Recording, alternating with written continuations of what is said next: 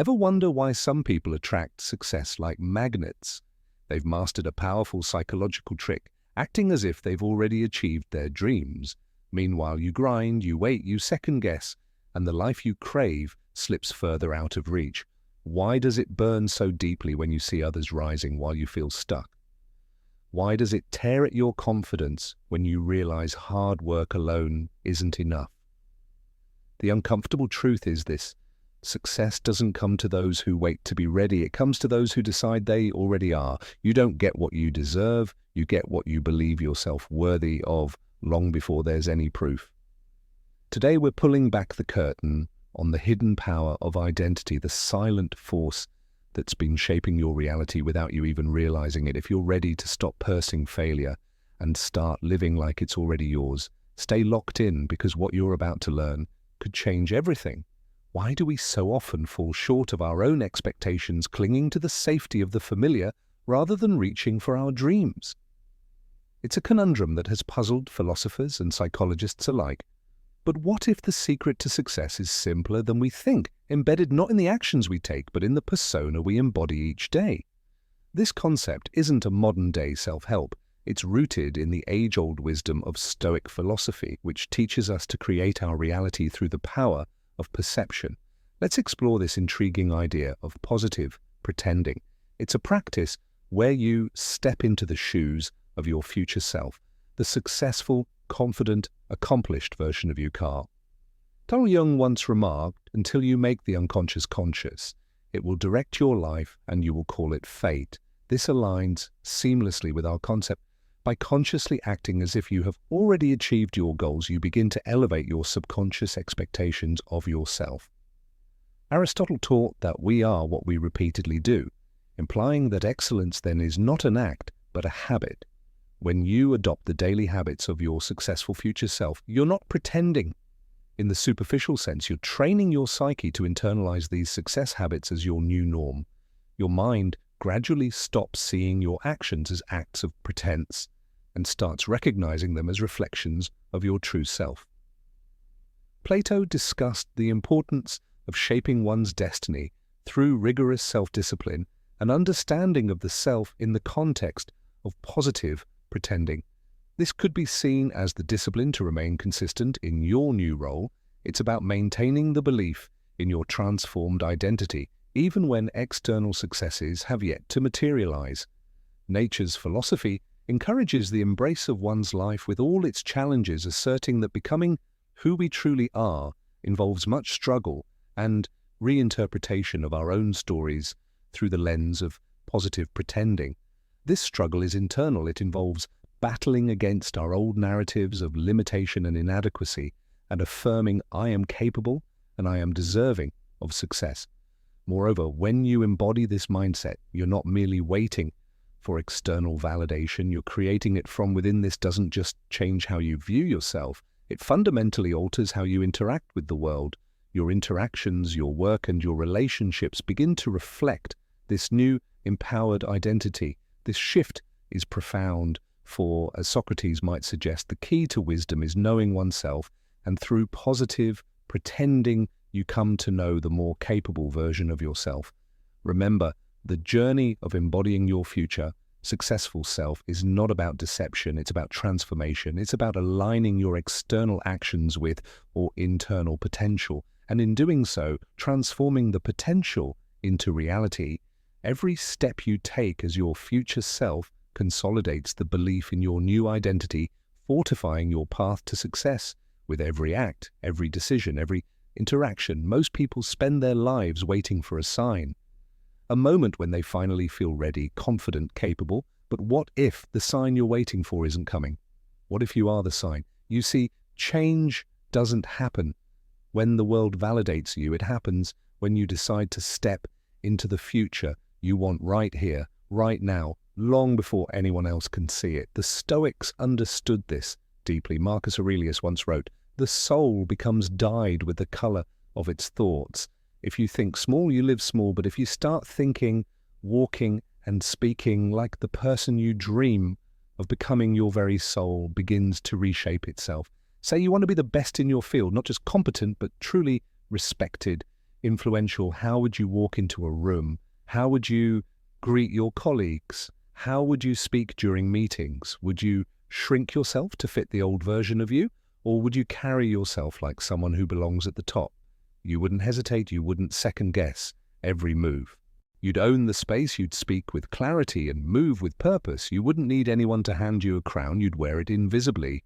This is where visualization comes into play, not the soft, vague daydreaming we often fall into, but strategic mental rehearsal. Carl Jung said your vision will become clear only when you can look into your own heart.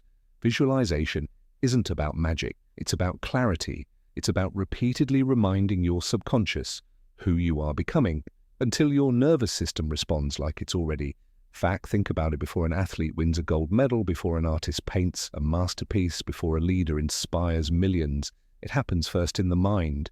Plato taught that the beginning is the most important part of the work, and this beginning is always internal. They don't wait for permission to feel like champions. They see it, they feel it, they become it inside, long before the external world catches up. Now, this isn't about pretending. That cheapens the process. Nietzsche once said, become who you are, acting as if you're already successful, isn't faking anything. It's uncovering what's been buried under years of self-doubt, bad habits, and hesitation. It's peeling back the noise to reveal the strength that was already there. It's standing in that version of you, fully, unapologetically, until reality has no choice but to adjust around you. Every morning you have two choices: slip back into the comfort of the familiar, or walk, talk, and think as the future. You sharpen your image of who you're becoming. See it so vividly that it feels like memory when you walk into your office. Don't just stroll in like it's any other day. Walk in as the leader, as the innovator, as the person people turn to when it matters most. When you speak like someone whose voice carries weight because you believe in the value of your words. Socrates believed that the secret of change is to focus all of your energy not on fighting the old, but on building the new. That's the heart of visualization. Building the new, not by tearing yourself apart for what you aren't yet, but by fully stepping into what you are capable of becoming.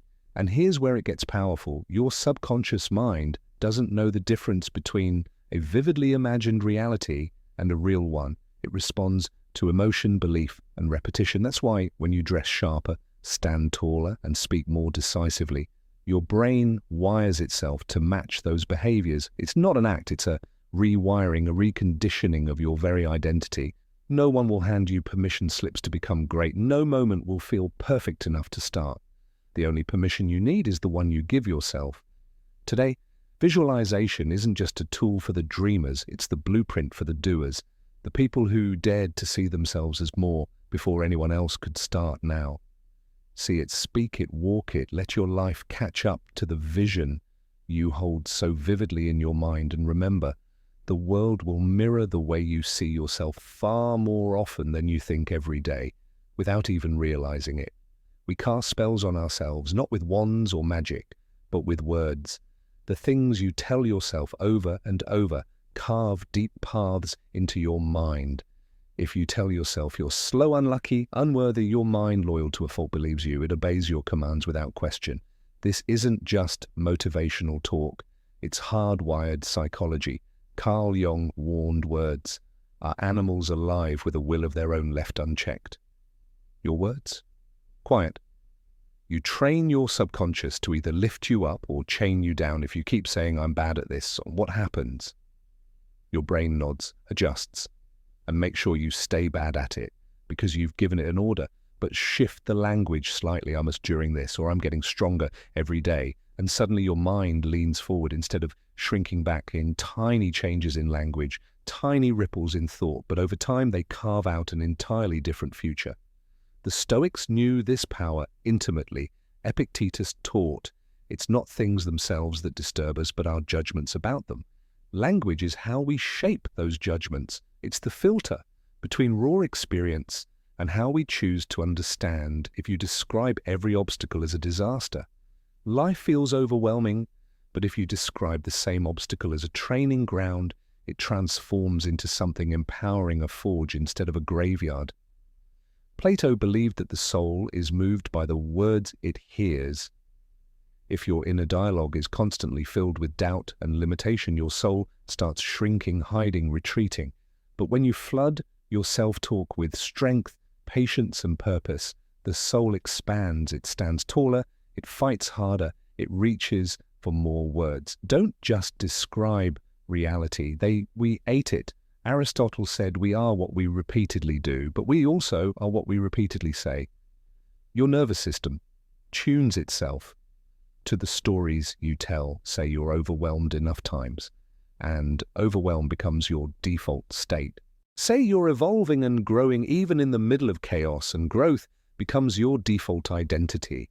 Nietzsche, never one to shy away from uncomfortable truths, said all great things must first wear terrifying and monstrous masks in order to inscribe themselves on the hearts of humanity. New affirmations, new languages of strength might feel unnatural, even false at first. Saying, "I am mastering this," when you still stumble and struggle, feels fake, but that's exactly the point. You're challenging the old mask. You're choosing a new story before the evidence arrives, and that discomfort, that's the threshold of change. That's the line between who you've been and who you're becoming. Socrates, with his endless questioning, would probably ask you today, why do you speak weakness into existence when strength is within your grasp? It's a question worth sitting with. Every sentence you say, whether out loud or in your mind, is a tiny vote for the person you're becoming. So, starting today, be ruthless with your words, audit them, sharpen them, replace "I can't" with "I'm learning." Replace "this is too hard" with "this is building me." Swap "I'm failing" with "I'm getting closer." It's not about lying to yourself. It's about choosing the frame that empowers you, not the one that imprisons you. Your vocabulary is the blueprint your mind follows. Craft it with the same care you would craft a bridge meant to carry your future self across a canyon. Strong words, steady steps. You're always one sentence away from a different path. Speak the one that moves you forward. It's easy to blame a lack of progress on circumstances, timing, even luck. But one of the most powerful forces shaping your life quietly, relentlessly, is the environment you allow yourself to live in every single day.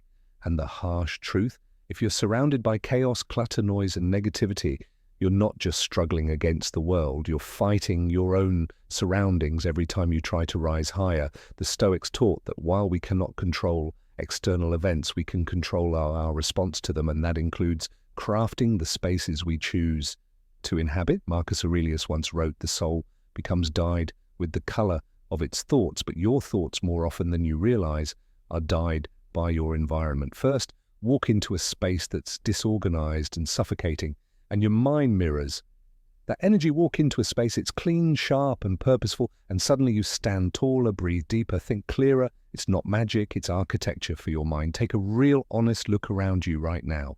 Does your environment scream future leader? Does it reflect the ambition burning quietly inside you? Or does it silently reinforce your doubts, your procrastination, your playing small? If you aim to be a creator of value, a driver of innovation, a builder of something lasting, then your environment must become the first proof of that identity. Aristotle believed that excellence was not an act, but a habit, and habits thrive, live, or die, depending on the soil they're planted in. It's not about luxury, it's about intentionality. Organizing your workspace like a professional isn't just about aesthetics, it's about aligning your outer world with your inner vision. Plato once said the beginning is the most important part of the work. Setting up your environment to reflect excellence is that crucial beginning. You are sending signals to your brain. This is who I am. This is what I expect. This is what I'm building. Carl Jung would remind us that people don't have ideas. Ideas have people. Your environment is a living idea, a constant whispering voice reminding you who you are and what's possible for you. A messy, chaotic environment keeps you chained to old ideas about yourself. An environment curated with care, clean, intentional, forward-focused plants, entirely new ones. Nietzsche pushed the idea further, insisting that the individual must become who they are, but becoming doesn't happen in a vacuum. It happens when every corner of your life, from the conversations you have to the state of your desk, pulls you relentlessly forward toward your ideal self. Socrates believed that the unexamined life is not worth living. Examine your environment. What does it say about your seriousness, your discipline, your dreams? When you clear the clutter, you don't just create physical space, you create mental space for sharper ideas, bolder decisions, deeper focus. Start small if you need to clear off your desk completely. Add one symbol of the life you are building: a book, a quote on the wall, a carefully chosen tool of your craft. Curate your surroundings like a Stoic would curate his mind, eliminating the unnecessary, sharpening the essentials. Remember, your environment either anchors you to the past or catapults you toward the future. Choose carefully, because whether you see it or not, you are being shaped every minute by what you allow around you. Build a world that pushes you, reminds you, and dares you to grow into the person you are destined to become. There's a dangerous trap we all fall into. Sometimes the illusion that thinking about change is the same as making it happen.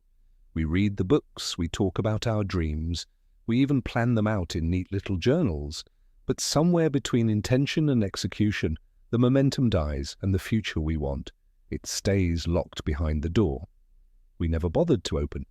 The Stoics were brutal in their simplicity about this. Marcus, brilliant, said waste. No more time arguing about what a good man should be. Be one. In other words, stop planning, start doing. You can visualize success all day long, but without action, it's just another fantasy gathering dust in the corners of your mind. Real transformation happens when your behavior shifts, not your mood, not your wishes, but your actual lived daily actions. If you dream of being a writer, it doesn't matter how many motivational videos you watch. What matters is whether you put words on a page today, not tomorrow, not when inspiration strikes today. Carl Jung would say, you are what you do, not what you say you'll do. The subconscious mind doesn't build self-esteem off good intentions, it builds it from evidence. Daily proof that you are someone who keeps their promises to themselves every time you take decisive action toward your future self. You're stacking bricks into the foundation of your next life. Every time you delay, make excuses, or overthink, you quietly pull those bricks down. Plato understood that the world of ideals of pure thought was beautiful but incomplete without action. Ideas alone don't move the soul forward. It's in the friction of execution, of stepping into the arena, that we refine who we are. The future doesn't belong to the dreamers who dream the hardest. It belongs to those who act with courage, even when the path isn't clear. Yet you don't need permission, you don't need so you just need to move. You want to start a business, start laying the bricks. Now, research your market, build a rough plan, reach out to someone who's already done it. You don't need $1 million idea to begin. You just need the decision that your old life isn't enough anymore. Nietzsche spoke often about the will to power that inner force that pushes us to overcome ourselves, to expand beyond who we were yesterday. Decisive action is the manifestation of that will. It's messy, it's uncomfortable. It demands that you sacrifice the security of preparation for the uncertainty of motion. But without that leap, you remain a ghost, haunting your own potential. And don't confuse bold action with reckless action. Aristotle wisely advised that virtue lies between excess and deficiency. Courage, not recklessness; decisiveness, not desperation. Every step you take should be anchored in your larger vision, even if it's a small, imperfect step. This isn't about sprinting blindly, it's about steady, intentional movement, aligning each action with the person you're determined to become. Socrates once asked, how much better to get wisdom than gold? To get insight rather than silver. But wisdom without action is like gold, locked in a chest you never open. You can know all the right things, you can believe all the right philosophies, but if you don't move, if you don't step forward when it's messy, scary, and uncertain, all that wisdom is wasted. So the question isn't, are you dreaming big enough? The question is, are you acting bold enough? You create the life you want through the steps you take when nobody is clapping for you, yet when no one is watching. When it would be so easy to delay just one more day. Every bold move you make now sends a signal into the future, carving out the life that's waiting for you if you dare to claim it. So stop waiting for someday, stop waiting to feel ready, start acting like the person who refuses to leave their future in the hands of chance, because decisive action isn't just a strategy, it's the announcement to the universe that you're serious, and the universe, as the Stoics would remind us, has a way of yielding to those who are willing to meet it with relentless will. There's a cruel trick life plays on us. It lets us feel most motivated for a moment, just enough to dream. Big but not long enough to actually change. We get fired up for a day, maybe a week. We act bold, we move with purpose. And then, almost without noticing, we slide right back into old patterns. It's not because we're lazy or broken, it's because true change isn't sparked by big moments. It's built through tiny, relentless, almost boring acts of consistency. The Stoics understood this deeply. Seneca once said, "Most powerful is he who has himself in his own power," and you only gain that kind of self-mastery through daily discipline, not bursts of inspiration. When you decide to act as if you're already the person you want to become, it can feel electrifying at first. You speak differently, you move with confidence, you dare to think bigger, but if you only do it when it's convenient or exciting, nothing truly shifts your nervous system, your habits, your self-image. They only rewire through repetition. Carl Jung put it best. You are what you do, not what you say. You'll do. Your subconscious doesn't listen to your promises, it watches your patterns. Consistency is the glue, it's what ties everything else together. The visualizations, the decisive actions, the elevated environment, the upgraded language. Without consistency, they're just moments. With consistency, they become identity. Aristotle taught that we are what we repeatedly do. Excellence, then, is not an act, but a habit.